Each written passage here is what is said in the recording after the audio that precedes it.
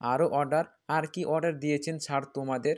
যদিও মুখ থেকে কথা বের হচ্ছিল না, অস্পষ্ট স্বরে বলে উঠলাম, আপনাকে রেপ করার হুকুম আছে আমাদের ওপর। আর উনি আপনার অবস্থা করতে বলেছেন যাতে আপনি নিজেই নিজের চেহারা থেকে ভয় পেয়ে যান। তোমাদের কি মাথা ঠিক আছে? কি বলছো এগুলো? আমরা দুঃখিত ম্যাম, আমাদের ওপর অর্ডার আছে। আমাদের অর্ডার ফলো করতে হবে। না, তোমরা আমাকে জোর করে ধরে নিয়ে এসেছো এখানে। আমি প্রয়োজন পড়লে ক্ষমা করে দেব তোমাদের। কিন্তু আমার সাথে এত বড় অন্যায় করো না। আমাদের কিছুই করার নেই ম্যাম। আচ্ছা, তোমাদের স্যার আর কি কি অর্ডার দিয়েছেন তোমাদের বলো। আমাকে ধর্ষণ করে মেরে ফেলতে হবে, তাই তো? না, উনি এখনও সেই অর্ডার দেননি। তবে যদি দিয়ে থাকেন আমাদের সেটা ফলো করতে হবে। তোমরা আসলে মানুষ নও, টাকার কাছে বিক্রি হয়ে গেছো তোমরা। টাকার লোভ হিতাহিত জ্ঞান শূন্য করে দিয়েছে তোমাদের। আপনি যা খুশি ভাবতে পারেন। আচ্ছা, তোমাদের অনেক টাকা চাই তো? আমি টাকা দেব তোমাদের। তার পরিবর্তে এখান থেকে যেতে দাও আমাকে। না, সেটা কিছুতেই সম্ভব নয়। আপনাকে আপাতত এখানেই থাকতে হবে কয়েকদিন। লোক দুটো আমার কোনো কথাই কানে নিল না। সারা রাত একটা ঘরের ভেতরে আটকে রাখে আমাকে।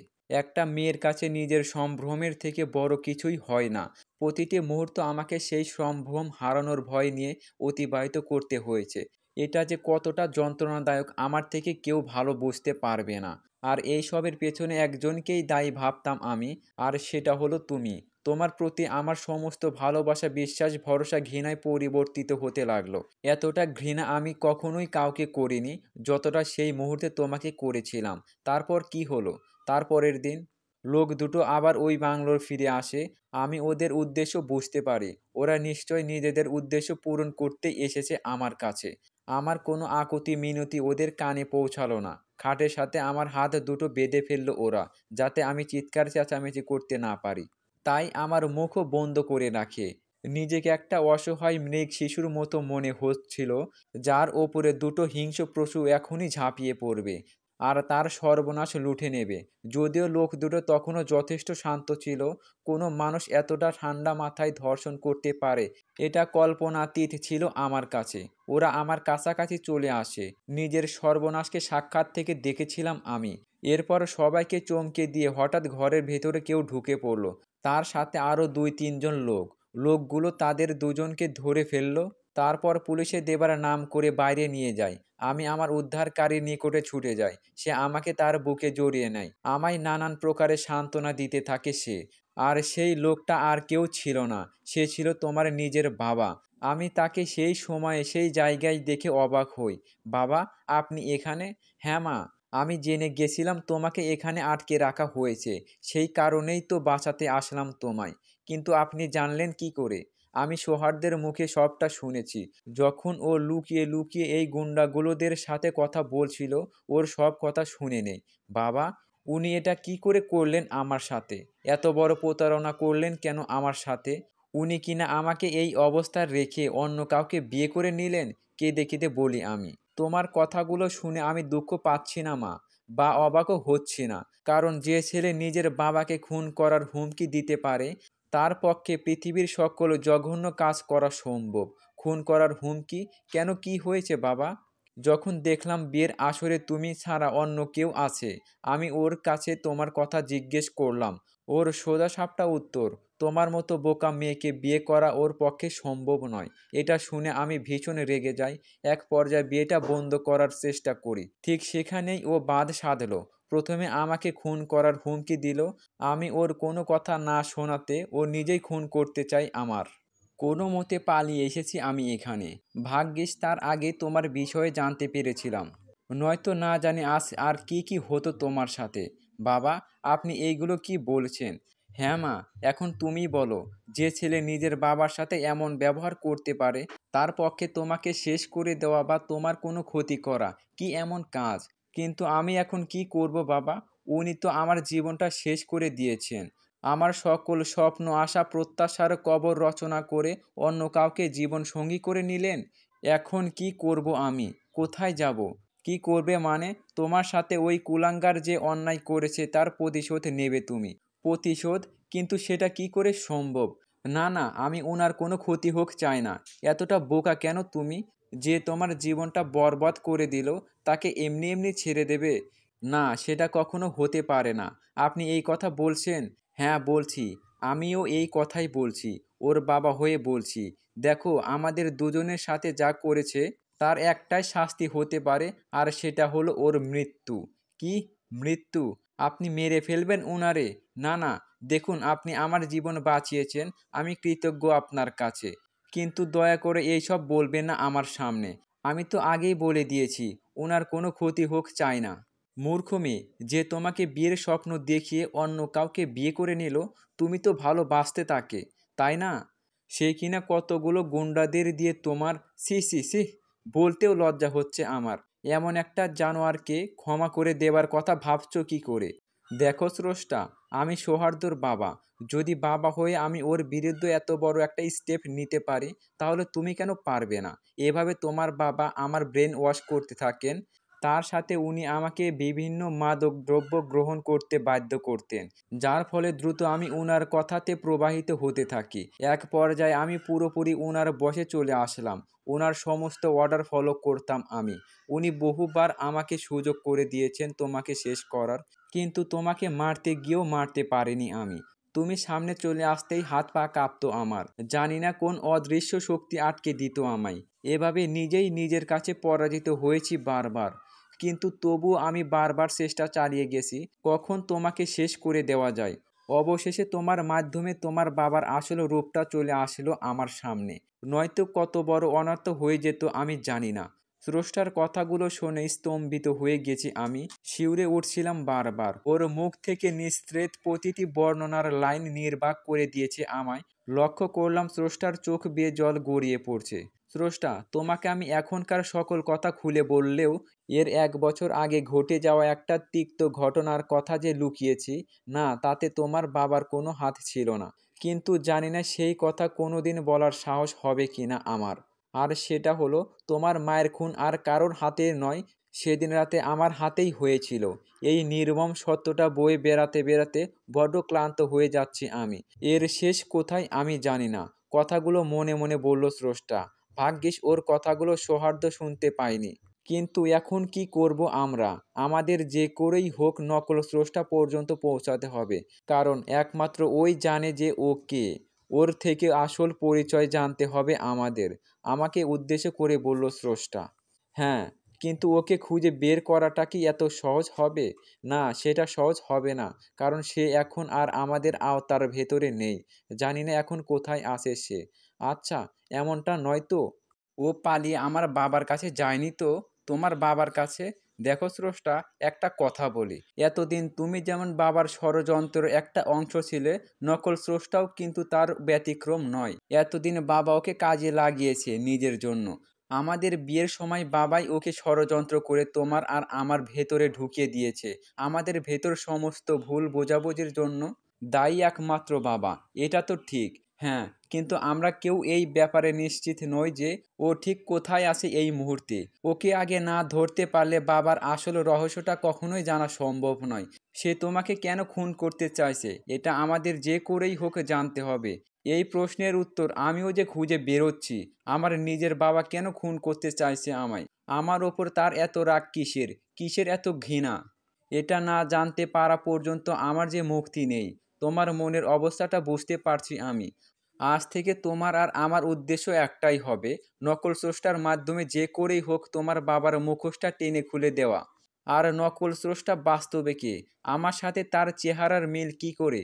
এই প্রশ্নের উত্তর ওদের দিতে হবে আমাকে। একবার ভাগে পাই, তারপর সব বের করে ফেলবো পেট থেকে। আচ্ছা, সেটা তো বুঝলাম। এখন নকল স্রষ্টাকে স্টেজ করব কি করে আমরা? তার প্ল্যান করো। আচ্ছা, এমনটা নয়তো কোথাও ও বাড়িতেই আছে, অর্থাৎ তোমার বাড়িতে। আমার বাড়িতে? আমার বাড়িতে কেন আসবে ও? কেন? এটা আর অস্বাভাবিক কি? ও ঘরে আগুন লাগিয়ে দিয়ে এক প্রকার পালিয়ে গিয়েছিল। তুমি যে তারপর ভাগ্যক্রমে বেঁচে গেছো, সেটা তো জানার কথা নয় ওর। তোমাকে হাসপাতালে নিয়ে আসার সময় যারা ঘটনাস্থলে উপস্থিত ছিল, তখন বুদ্ধি করে সবাইকে বেঁচে থাকার ব্যাপারে কাউকে জানাতে বারণ করেছিলাম, কারণ আমি জানি তুমি মরে গেছো। এটা নিশ্চিত হতে ও বাড়িতে নিশ্চয় আসবে। নাটক করবে সবার সাথে, নয়তো সবার সন্দেহের তীরটা যে ওর দিকেই যাবে, সেটা কি জানে না ও? Good point. এটা ভালো বলছো। এখন আমাদের বাড়ির ওপরে সার্বক্ষণিক নজর রাখার জন্য একজন লোক রাখা দরকার, যে আমাদের প্রতি মুহূর্তের আপডেট দিতে থাকবে, যাতে আমরা ওই বহুরূপী আবার ফিরে আসার আগেই ধরে ফেলতে পারি। তবে ওকে ধরলে যে বাবার মুখ থেকে আসল সত্যগুলো জানতে পারবো আমরা, এমন নয়। না, আমি তার জন্য অন্য একটা প্ল্যান রেডি করে রেখেছি। আমি হয়তো অনেকটাই আন্দাজ করতে পেরেছি ঠিক কী করতে চাইছো তুমি।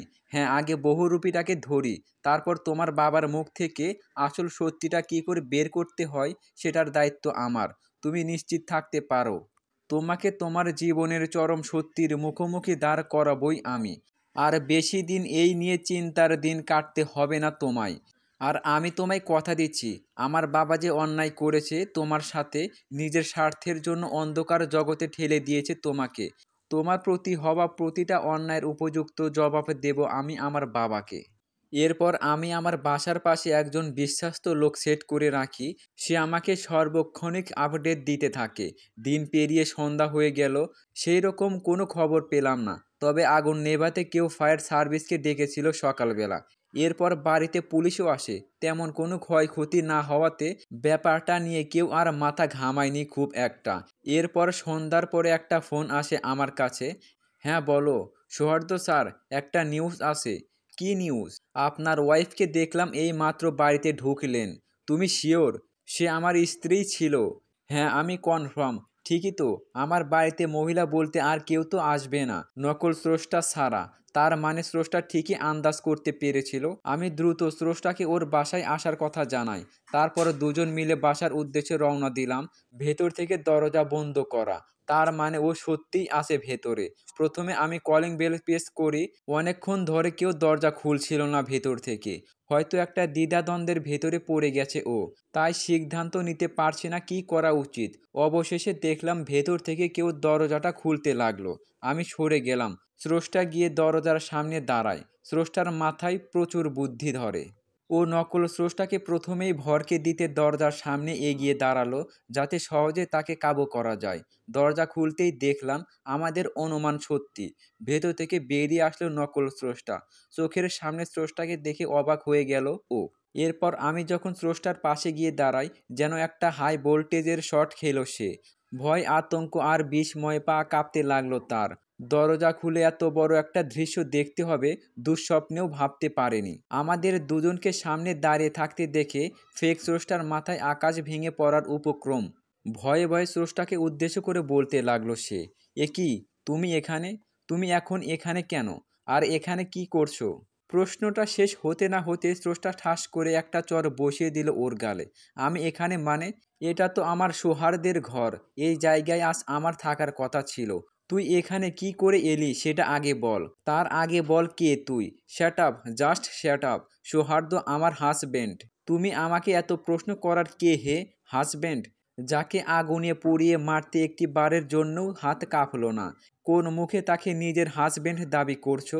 ওই মুখে আর একবার সৌহার্দ্যের নাম উচ্চারণ করলে জিভ টেনে ছিঁড়ে ফেলবো আমি তোমার। আমি দাঁড়িয়ে দাঁড়িয়ে ওদের কথাগুলো শুনছি। তুমি আমার কিছুই করতে পারবে না। আমাকে চেনো না তুমি? হ্যাঁ, চেনার জন্যই তো এসেছি। আগে বল তুই কে? আমার আর সৌহার্দ্যের ভেতরে এলি কি করে তুই? আমি কিছুই বলতে পারবো না। আমায় মেরে ফেললেও না। এত সহজে তো মারবো না তোকে। তিলে তিলে কষ্ট দিয়ে মারবো তোকে। আর এমন শাস্তি দেব, বাধ্য করে ছাড়বো তোকে নিজের মুখে সবটা স্বীকার করতে। আমাকে শাস্তির ভয় দেখিও না তোমরা। আমি ভয় পাই এই সবের। সমস্ত হুমকি দুমকি শাড়ির আঁচলে গুজে রাখো, ওকে? এত কথা কেন বলছি এর সাথে? মোটা দেখে একটা দড়ি আনো তো, তারপর ওকে নিয়ে স্টোর রুমে চলো। ওর একটা পার্মানেন্ট ব্যবস্থা করতে হবে, আমাকে উদ্দেশ্য করে বলল স্রষ্টা। আমি একটা দড়ি নিয়ে আসলাম। তারপর নকল স্রষ্টাকে স্টোর রুমে নিয়ে যাওয়া হলো। স্রষ্টা দড়ি দিয়ে ওকে একটা চেয়ারের সাথে বাঁধলো।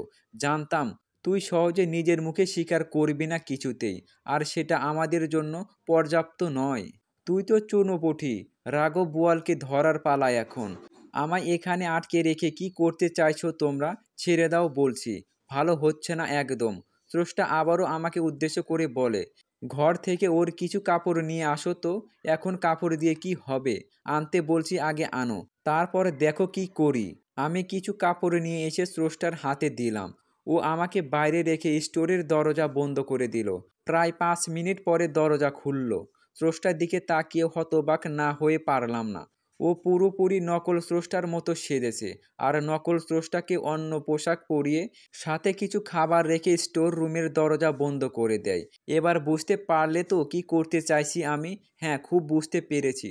নকল স্রষ্টা বন্দি আছে। ও এখন আর কারো সাথে যোগাযোগ করতে পারবে না। এই সুযোগে কিছুক্ষণের জন্য আমি নকল স্রষ্টা। তোমার বাবার কাছে নকল স্রষ্টা হয়েই যাব আমি। আর আশা করি তুমি তোমার সকল প্রশ্নের উত্তর খুব শীঘ্রই পেয়ে যাবে সৌহার্দ্য। স্রষ্টার দিকে অবাক হয়ে তাকিয়ে আছি আমি। এক সময় হাবাগোবা সহজ সরল প্রকৃতির সেই স্রষ্টাকে যেন চিনতেই পারছি না আমি। জীবনের ঘাত প্রতিঘাত ওর ভেতরটাই পাল্টে দিয়েছে একবারে। স্রষ্টা নকল স্রষ্টার বেশে বাইরে বেরিয়ে এলো। আমার গ্রামের বাড়িতে উদ্দেশ্যে রওনা দিল সে। কারণ আমাদের জানা মতে বাবা ওইখানেই আছে। সেখানে গেলেই তাকে পাওয়া যাবে। গ্রামের বাড়ি পৌঁছাতে পৌঁছাতে সকাল হয়ে গেল। গ্রামের বাড়িতে একটা বড় ফার্ম আমাদের। বাবা সেটাই দেখভাল করে। আমাদের গ্রামটা শহরের অনেকটাই কাছাকাছি, তাই চারপাশের পরিবেশ একটা শহরের ভাব বিরাজ করে। স্রষ্টা ফার্মের ভেতরে বাবাকে পেয়ে গেল। বাবা রীতিমতো স্রষ্টাকে আমার স্ত্রী অর্থাৎ নকল স্রষ্টা ভেবে ভুল করে। সে স্রষ্টাকে ওই সময় গ্রামের বাড়িতে দেখে বেশ অবাক হয়। কি ব্যাপার প্রজ্ঞা, তুমি এখন এই সময়ে? ও, তার মানে বহুরূপীর আসল নাম প্রজ্ঞা। মনে মনে ভাবল স্রষ্টা।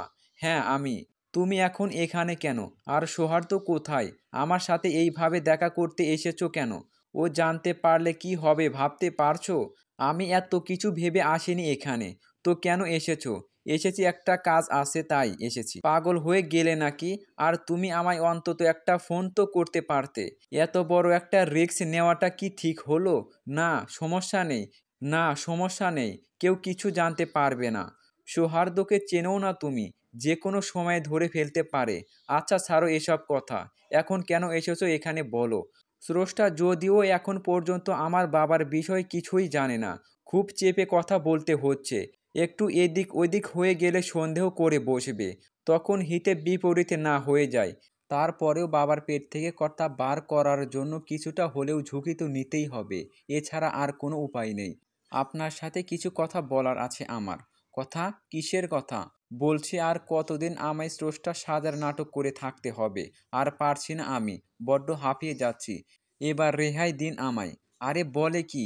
এগুলো কি বলছো তুমি? মাথা ঠিক আছে তোমার? আমার মাথা ঠিক আছে। আচ্ছা কি এমন ঘটে গেল এই কয়েকদিনের ভেতরে বলো তো? হঠাৎ করে কেন এত পরিবর্তন তোমার? ভুলে গেলে কত কষ্ট করে সেদিন স্রষ্টার জায়গায় তোমায় বসিয়েছিলাম আমি। সৌহার্দ্য তো আমার ছেলে হয় তাই না? তারপরেও ওকে আমি ঘৃণা করেও কিছু বুঝতে দেইনি। শুধু তোমার ভালোর কথা ভেবে, যাতে তুমি স্রষ্টা সেজে সংসারটা করতে পারো। তার জন্য কত ধরনের প্রচেষ্টা করেছি আমি, এখনও করছি। আর সেই তুমি কিনা এখন আমার কাছে এসেছো এই নাটকগুলো করতে। শোনো, তোমার ফালতু নাটক দেখার কোনো ইচ্ছাই নেই আমার। তার মানে নকল স্রষ্টা অর্থাৎ প্রজ্ঞাকেও এই বুড়ো নিজের স্বার্থে ব্যবহার করছে। ওনার কথা শুনে ভালোই বুঝতে পারছি প্রজ্ঞা সৌহার্দ্যের পেছনে করা ওর বাবার ষড়যন্ত্রের বিষয় কিছুই জানে না। এই বুড়ো প্রজ্ঞাকেও এটা বুঝিয়ে রেখেছে যে সে শুধুমাত্র প্রজ্ঞার কথা চিন্তা করে ওকে স্রষ্টা সাজিয়ে এনেছে। বাস্তবে ওনার যে আসল উদ্দেশ্য নিজের ছেলেকে খুন করা, এটা প্রজ্ঞা জানে না। বুড়ো আমার সাথে সাথে কতকাল ধরে প্রজ্ঞাকেও ঠকিয়ে এসেছে। ওকে সংসারের মিথ্যা স্বপ্ন দেখিয়ে দিনের পর দিন নিজের স্বার্থে ব্যবহার করছে। যাক, অন্তত বিনা বাধায় এইটুকু তো ক্লিয়ার হলো। এখন এর থেকে সৌহার্দ্যকে খুন করতে চাওয়ার আসল কারণ আর প্রজ্ঞার আসল পরিচয় কি, এই দুটো প্রশ্নের উত্তর পেতে হবে আমাকে। কিন্তু ওনাকে সরাসরি প্রশ্নগুলো কিছুতেই করতে পারি না আমি, যেহেতু প্রজ্ঞা সৌহার্দ্যকে খুন করার বিষয়ে কিছুই জানে না। তাই এই টপিক নিয়ে এখন কথা বলার প্রশ্নই ওঠে না। এখন যে করেই হোক এই বুড়োকে ব্যবহার করে প্রজ্ঞার আসল ঠিকানা পর্যন্ত পৌঁছাতে হবে। হয়তো সেখানে গেলেই আমার রহস্যের জট আরও অনেকটা উন্মোচন হবে। এভাবেই আস্তে আস্তে আগাতে হবে আমায়। কথাগুলো এতক্ষণে মনে মনে চিন্তা করলো স্রষ্টা। কি হলো? এত কি ভাবছো? আর একটা কথা বলো, তুমি কি সত্যিই এই বেকার কথাগুলো বলার জন্য এখানে এসেছো?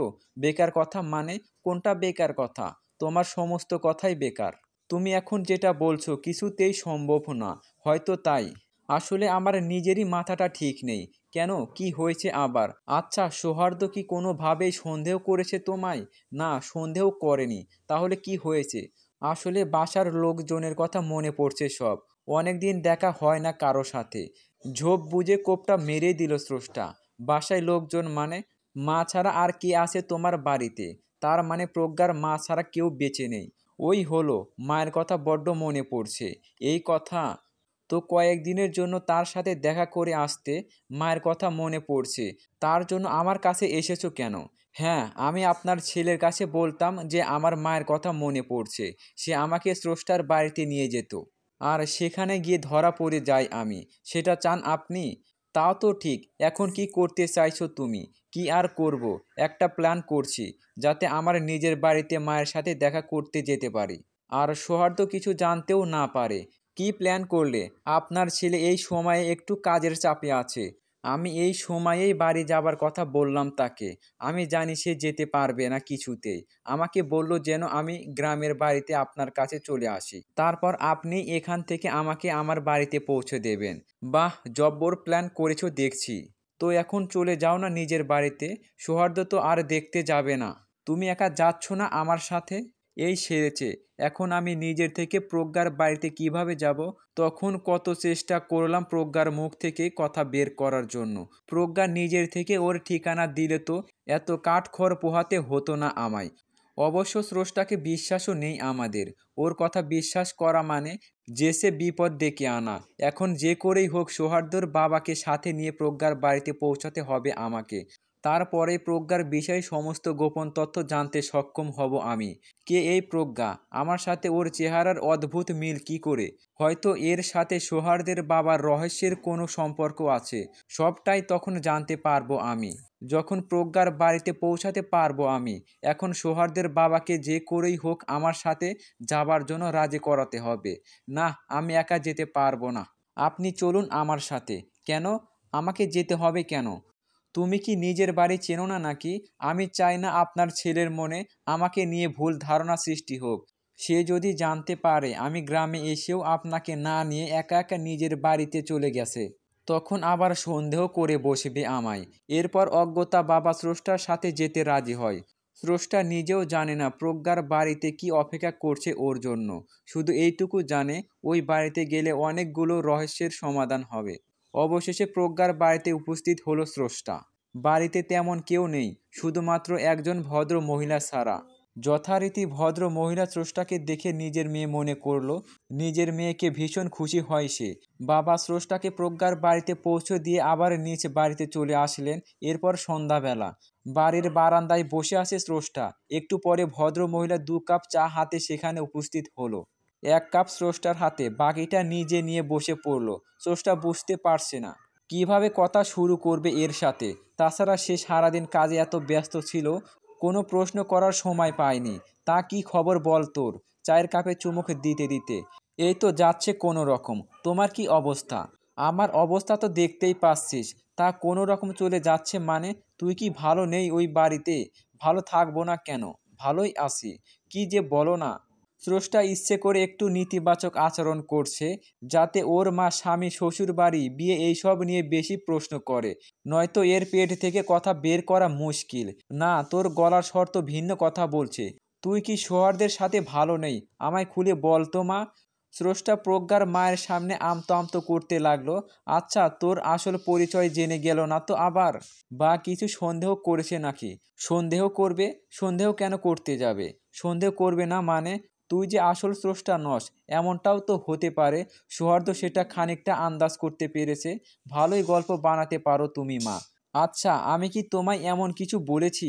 বলিসনি ঠিক, কিন্তু আমি বুঝতে পারছি নিশ্চয় কিছু একটা তো চলছে তোর মনে। হ্যাঁ, চলেছে তো। আর সেটা হলো তোমার পেট থেকে সত্যি কথাগুলো টেনে বের করে আনা, যা তুমি পরম যত্নে লুকিয়ে রেখেছো। বিড়বিড় করে বলল স্রষ্টা। কিছু বললি মা? না, কিছু না। একটা কথা বলি মা। বল। আর দাঁড়া দাঁড়া, একটা প্রশ্নের জবাব দে। তুই তো সারা জীবন মম বলে ডেকে এসেছিস আমায়। এখন হঠাৎ করে মা বলছিস কেন?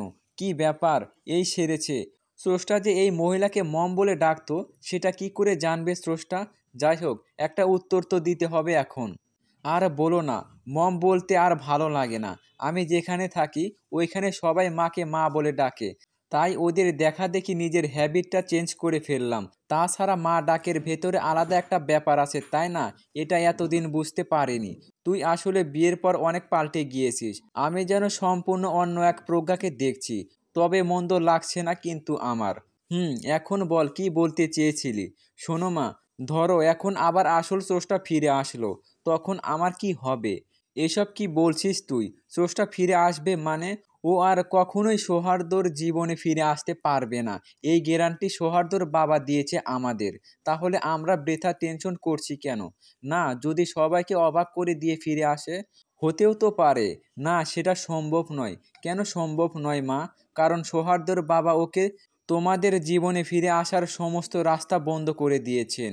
আর তুই এখন এসব ভাবিস না একদম। আর আসল নকল কি আবার? ওই বাড়িতে একটাই পরিচয় তোর, আর সেটা হলো তুই স্রষ্টা। সৌহার্দ্যর সাথে সংসার করতে হলে প্রজ্ঞার পরিচয় মাটি চাপা দিয়ে রাখতে হবে চিরদিনের জন্য। যদি কোনোদিন আসল স্রষ্টা ফিরে আসে, তুই নিজের জায়গা থেকে সরে যাবি না। প্রজ্ঞার মায়ের কথা শুনে অবাক হয়ে যাচ্ছে স্রষ্টা। কোনো মা নিজের মেয়েকে এভাবে মিথ্যা আর ছলনার রাস্তায় হাঁটতে শিখাতে পারে, আগে জানা ছিল না। যে মায়ের মনে এত কুটিলতা, তার মেয়ে কি করে সুবুদ্ধি সম্পন্ন হয়? কিন্তু সমস্যা হলো, এত কিছু করেও এই মহিলার মুখ থেকে সেরকম কোনো কথা বের করা গেল না, যা স্রষ্টাকে সত্য উদ্ঘাটনে সাহায্য করতে পারে। শুধু এইটুকু বোঝা গেল, প্রজ্ঞার মা আর প্রজ্ঞা দুজনেই সৌহার্দ্যের বাবার ষড়যন্ত্রর একটা বড় অংশ। প্রজ্ঞার মা চায় তার মেয়ে সৌহার্দ্যের সাথে সংসার করুক, কিন্তু সে স্রষ্টাকে সরিয়ে নিজের মেয়েকে কেন সৌহার্দ্যের সংসারে ঢুকিয়ে দিল? স্রষ্টা ফিরে আসুক এটা কেন চাইছে না এই ভদ্র মহিলা? স্রষ্টার সাথে তার আর তার মেয়ের আদৌ কোনো সম্পর্ক আছে কি না, এটা জানাটা বেশ জরুরি। তার জন্য অন্য একটা রাস্তা খুঁজে বের করতে হবে, আর সেটা এই বাড়িতে বসেই। এর কিছুক্ষণ পরে ভদ্র মহিলা উঠে কিচেনের দিকে চলে যায়। স্রষ্টা বাড়ির ভেতর এবং চারপাশটা ঘুরে ঘুরে দেখছে। এক পর্যায়ে একটা স্টোররুম চোখে পড়ল তার। জানালা দিয়ে উঁকি মেরে দেখলো ভেতরে অনেকগুলো আসবাব, ফাইল, কাগজপত্র ইত্যাদি ইত্যাদি ফেলে রাখা হয়েছে। একবারের জন্য হলেও এই ঘরে যাওয়া চাই, কারণ এরকম জায়গায় অনেক সময় অনেক ধরনের পুরনো ডকুমেন্টের সন্ধান মেলে। এটা জানে স্রষ্টা। দরজার দিকে তাকাতেই হতাশ হলো সে। একটা বিশাল আকারের তালা ঝুলছে দরজায়। যে করেই হোক চাবিটা ম্যানেজ করতে পারলে এই ঘরের ভেতরে ঢোকা যেত। আর চাবিটাও নিশ্চয় প্রজ্ঞার মায়ের কাছেই আছে। এখন যে করেই হোক ওই মহিলাকে বোকা বানিয়ে চাবিটা কবজা করতে হবে। এই ভেবে একটা প্ল্যান রেডি করে কিচেনের দিকে গেল স্রষ্টা। মা তখন কিচেনে রান্না করছে। মা, আমার চাবির থোকাটা দেখেছো? সন্ধ্যা থেকে খুঁজে পাচ্ছি না। খুঁজে পাচ্ছিস না মানে? কোথায় রেখেছিলি? কোথায় রেখেছিলাম যদি মনেই থাকতো, তাহলে তো আর খোঁজার দরকার পড়তো না। কি যে বলো না তুমি মা! ভালো করে খুঁজে দেখ কোথায় রেখেছিস। আচ্ছা, তুমি ভুল করে তোমার চাবির থোকার সাথে রেখে দেওনি তো? না, আমি কোনো চাবির থোকা পাইনি। বললাম তো। তাহলে কোথায় গেল? আমি কি জানি? আমার তো মনে হয় তুমি কিছু একটা করেছো। নিজের চাবি ভেবে হয়তো রেখে দিয়েছো। আচ্ছা, তোমার চাবির থোকাটা কোথায়? আমি চেক করে দেখব। তুই কি আমার কথা বিশ্বাস করতে পারছিস না? হ্যাঁ পারছি, কিন্তু চাবিটা খুঁজে না পাওয়া পর্যন্ত মাথা ঠিক হবে না আমার। তাড়াতাড়ি বলো কোথায় তোমার চাবির থোকা?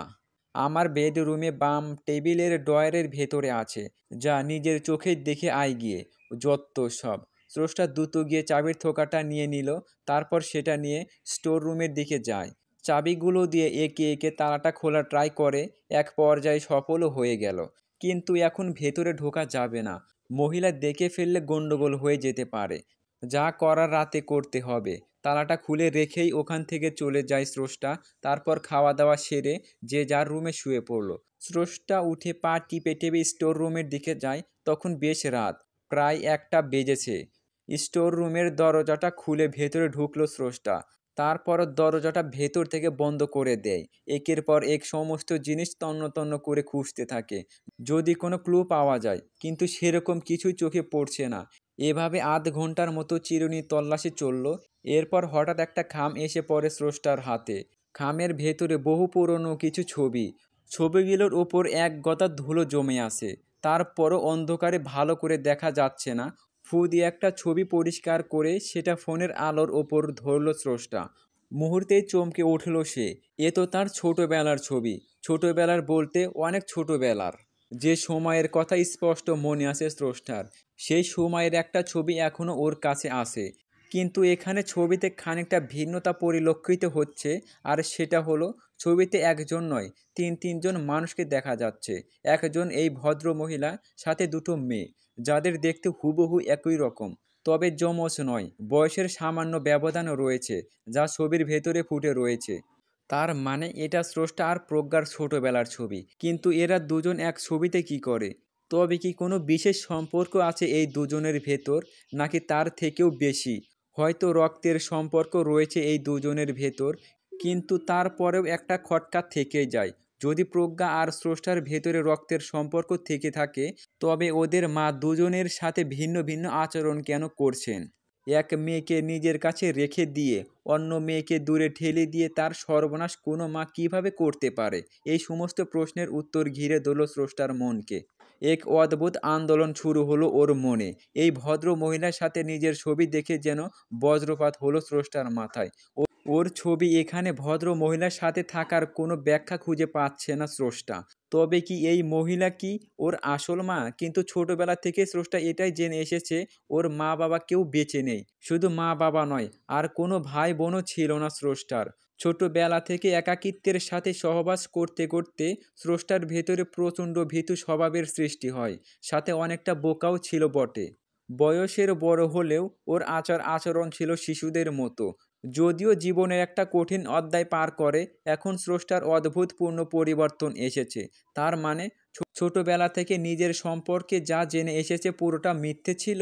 শুধু মা নয়, ওর একজন বোনও আছে। যদি তাই হয়, তবে ওর মা এভাবে পরিত্যাগ করলো কেন ওকে? এদের কারণে অনেক বৃহৎ ক্ষতি সাধন হয়েছে স্রষ্টার। কোনো মা নিজের সন্তানের সাথে এমন ব্যবহার কি করে করতে পারে? আমি জানি না এই মহিলা আদৌ আমার মা কিনা। যদিও তাই হয়, আমার কিছু যায় আসে না। কিন্তু এর মুখ থেকে আসল সত্যিটা বের করতে হবে আমায়। তাকে যদি একে অস্ত্রের মুখের জব্দ করতে হয়, তাও করতে রাজি আমি। কিন্তু আমার ছবি ওনার আর ওনার মেয়ের ভেতরে এলো কি করে? এই প্রশ্নের উত্তর না দিয়ে আজ নিস্তার নেই তার। এই ভেবে ছবিটা হাতে নিয়ে স্টোর রুমের বাইরে পা বাড়ালো স্রষ্টা।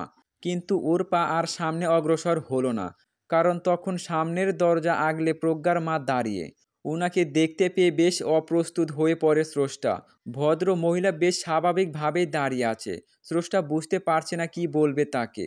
আমি জানতাম তুই আমার মেয়ে নস। তুই আর যেই হস, আমার প্রজ্ঞা তুই নস। ভদ্র মহিলা বেশ ঠান্ডা মাথায় কথাটা বলল। ও, তার মানে তুমি বুঝতে পেরে গেছো? কি ভেবেছিলি মা তার মেয়েকে চিনতে পারবে না, আসল নকলের তফাৎ বুঝতে পারবে না?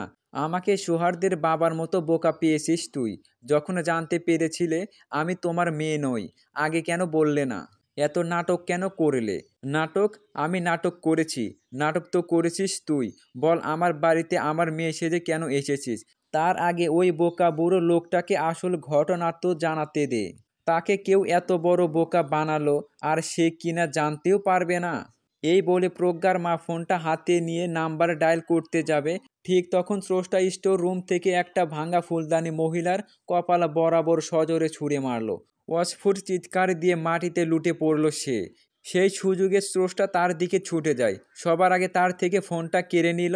প্রজ্ঞার মা আবারও উঠে দাঁড়ানোর চেষ্টা করলো। স্রষ্টা তাকে আবারও আঘাত করে ফেলে দেয়। আঘাতের স্রোতে জ্ঞান হারিয়ে ফেলল সে। স্রষ্টা সেই সুযোগের তার হাত পা বেঁধে ফেলল, তারপর দেয়ালের সাথে হেলান দিয়ে বসালো। কিচেন থেকে পানি নিয়ে এসে মুখমণ্ডলে ছিটিয়ে দেয়। একটু পরে জ্ঞান ফিরল ভদ্র মহিলার। ধীরে ধীরে চোখ মেলে তাকালো, কিন্তু তখন সে নিদারুণ অসহায়। অজ্ঞতা হাত পা বাঁধা অবস্থায় একলা অশক্ত মেঝের ওপরে বসে আছে। সামনে দাঁড়িয়ে আছে স্রষ্টা, ওর হাতে একটা ছুরি। এটা কি দেখতে পাচ্ছ? ছুরিটা দেখিয়ে ভদ্র মহিলাকে প্রশ্ন করে। আমাকে বেঁধেছিস কেন? তুই নিজেও জানিস না এটা করে কত বড় সর্বনাশ ডেকে আনলি নিজের। সর্বনাশ? আর কি সর্বনাশ করতে বাকি রেখেছ তুমি আর তোমার মেয়ে আমার? আমাকে সর্বনাশের ভয় দেখাচ্ছ? কি চাস তুই আমার কাছে বল, আর তাড়াতাড়ি ছেড়ে দে আমায়। এই ছবিটা ভালো করে দেখো, এখানে তোমাকে দেখা যাচ্ছে, সাথে তোমার মেয়ে আর তার সাথে আমি। তোমাদের মা মেয়ের ভেতরে আমার ছবি আসলো কি করে? এই প্রশ্নের উত্তর চাই আমার। স্রষ্টার প্রশ্ন শুনে ভদ্র মহিলা চুপ করে রইল। তার মুখ থেকে কোনো কথা বের হচ্ছে না। এটা দেখে স্রষ্টা ছবিটা তার গলা বরাবর চেপে ধরল। কি হলো, কথা বলছো না কেন? আমার প্রশ্নের উত্তর না দিলে এই ছুরি তোমার গলায় চালিয়ে দিতে হাত কাঁপবে না আমার? তাড়াতাড়ি আমার প্রশ্নের উত্তর দাও, নয়তো তোমার সাথে কি ঘটবে ভাবতেও পারছো না তুমি। না, আমায় এভাবে মেরো না। হ্যাঁ, সব বলবো আমি, সব বলবো। আগে এইটা সরাও আমার গলার ওপর থেকে। বেশ ভয়ে ভয়ে বলতে লাগলো। ঠিক আছে, সরিয়ে নিলাম। এবার বলো। আর একটা কথা, আমায় মিথ্যা বলার চেষ্টা একদম করবে না। যদি সেরকম কিছু বুঝতে পারি আর আস্ত রাখবো না তোমায়। বলো কি জানতে চাও? এক প্রশ্ন কতবার করব? বললাম তো। আমার ছবি তোমাদের সাথে এলো কি করে? এই যে ছবিটা দেখতে পাচ্ছ, এটা কে তুলছে তুমি জানো না হয়তো। এটা তোমার বাবার তোলা ছবি। আমার বাবার সাথে কি সম্পর্ক ছিল তোমার? কি সম্পর্ক ছিল মানে? উনি স্বামী ছিলেন আমার। আল্লাহকে সাক্ষী করে বিয়ে করেছিলেন উনি আমায়। যখন উনার স্ত্রী সন্তান জন্ম দিতে গিয়ে মারা গেলেন, বাধ্য হয়ে নিজের সন্তানকে বাঁচাতে উনি বিয়ে করলেন আমায়। আর সেই সন্তান আর কেউ না, তুমি নিজে। যখন তোমার মা 7 মাসের গর্ভবতী, তখন একটা জটিল সমস্যার কারণে ডেলিভারি করা সহজ হয়েছিল তার। ডাক্তার অনেক চেষ্টা করে তোমাকে বাঁচাতে পারলেও তোমার মাকে বাঁচাতে পারেনি। এরপর তোমার বাবা আমাকে বিয়ে করে নিজের ঘরে নিয়ে আসলেন, তোমায় তুলে দিল আমার হাতে। উনার একটাই দাবি ছিল আমার কাছে, আমি যেন তোমাকে কখনোই কষ্ট পেতে না দেই, মায়ের ভালোবাসা দিয়ে সব সময় আগলে রাখি। আর তুমি তার সেই সামান্য চাওয়াটুকু সম্মান করতে পারলে না। না, আমার কথা মানো। আমি প্রথমে মেনেই নিয়েছিলাম তোমায়, নিজের মেয়ের মতোই তোমায় লালন পালন করতে থাকি। কিছুদিন পর হঠাৎ একদিন জানতে পারি আমি অন্তঃসত্ত্বা। এরপর আমার কোল আলো করে প্রজ্ঞা এলো। অদ্ভুত বিষয়, ভিন্ন মায়ের গর্ভে জন্ম নেওয়া সত্ত্বেও তোমাদের দুজনের চেহারা হুবহু একই রকমের ছিল। তার কারণ ছিল তোমার বাবা। মা আলাদা হলেও বাবা তো একজনই ছিল তোমাদের। তাই জিনগত কারণে তার থেকেই একই রকম চেহারা পেয়েছিলে তোমরা দুজন। আর হ্যাঁ, দুটো জন্মদাগ নিয়েই জন্ম ছিল তোমাদের দুজনের। তোমার জন্মদাগটা ঘাড়ের দিকে ছিল, আর আমার মেয়েটার ওর কানের ওপরে ছিল। দেখলে একটা কাটা দাগের মতো মনে হয়। যখন আমার কোলে প্রজ্ঞা এলো, আমার আর তোমার ভেতরে একটা অদৃশ্যর দূরত্বর দেয়াল সৃষ্টি হতে লাগলো। বিশ্বাস করো, আমি কখনো কষ্ট দিতে চাইনি তোমায়, কিন্তু তোমায় সব সময় নিজের মেয়ের প্রতিদ্বন্দ্বী ভাবতাম আমি। যখন বাবা তোমাকে কোলে নিয়ে আদর করত, সেটা দেখে ভীষণ রাগ হতো আমার। একটা অনিশ্চয়তার ভেতরে দিন কাটতে লাগলো আমার। কিন্তু তোমার বাবার কারণে হাত বা বাধা ছিল না আমার। এর কিছু বছর পরে তোমার বাবা আমাদের সবাইকে ছেড়ে চলে গেলেন। এরপর তোমার ওপর আমার অত্যাচারের মাত্রা ক্রমশ বেড়ে যেতে লাগলো। আমি জানি সেগুলো এখন কিছুই মনে নেই তোমার। এরপর একদিন তোমার মামা আমার তোমার প্রতি করা সকল অত্যাচারের কথা জেনে ফেলে। হাতে নাতে ধরে ফেললেন উনি আমায়। এরপর আমায় রাগ বশত তোমার বাবার বাড়ি থেকে বের করে দিলেন। আমার সেই সময়ে বেরিয়ে আসা ছাড়া কোনো উপায় ছিল না, কারণ আমি তোমার মামার কথা না মানলে আমাকে জেলের ভাত খেতে হতো। আর তখন আমার মেয়ের কি হতো জানি না। প্রজ্ঞার কথা ভেবেই সমস্ত সয় সম্পত্তি বাসনা ছেড়ে দিয়ে চলে এলাম আমি। আমাদের সাথে আর কোনো যোগাযোগ রইল না তোমার। এদিকে মামাই তোমার আদর যত্ন নিয়ে বড় করে তুললেন। কখনো জানতে দেয়নি আমার আর প্রজ্ঞার কথা, কারণ উনি চায়নি আমাদের কোনো ছায়া পড়ুক তোমাদের ওপর। তোমার মামা যতই আমাকে আলাদা করার চেষ্টা করুক না কেন, আমি কিন্তু তোমায় সমস্ত খোঁজ খবর ঠিকই রাখতাম। তোমাকে নিজের নজরের আওতার বাইরে যেতে দেইনি। সেসব না হয় বুঝলাম, কিন্তু আমার বিয়ের সময়ে তুমি আমার সাথে এত বড় একটা ষড়যন্ত্র কেন করলে বলো? একদিন আমাকে অবাক করে দিয়ে সৌহার্দ্যর বাবা আমার বাড়িতে আসলেন। তিনি আমার সাথে কথা বললেন, আমাকে আশ্বাস দেন যে প্রজ্ঞার বিয়ে তোমার হবু বরের সাথেই করিয়ে দেবেন উনি। আর তার ফলে তোমার ভাগ্যে নেমে আসবে অবর্ণীয় দুঃখ আর কষ্ট। ওনার কথা শুনে পুরনো সকল প্রতিশোধ তখন যেন মাথা চাড়া দিয়ে উঠল আমার। ভাবলাম তোমাকে জব্দ করে আমার মেয়েকে জিতিয়ে দেবার এই তো সুযোগ। তাই সৌহার্দ্যের বাবার কথাই রাজি হয়ে যাই আমি। আমি জানতাম না উনি আসলে আমাকে চিনলেন কি করে, বা আমার বিষয়ে এত কিছু জানলেন কি করে। তখন নিজের মেয়ের জিত আর তোমার সর্বনাশ দেখে ভেতরে এতটাই উত্তেজনা কাজ করছিল, এত কিছু ভাববার সময় পাইনি। এরপর সমস্ত পরিকল্পনা অনুযায়ী বিয়ের দিন তোমাকে কিডন্যাপ করা হলো, আর তোমার জায়গায় বসিয়ে দেওয়া হলো আমার মেয়ে প্রজ্ঞাকে।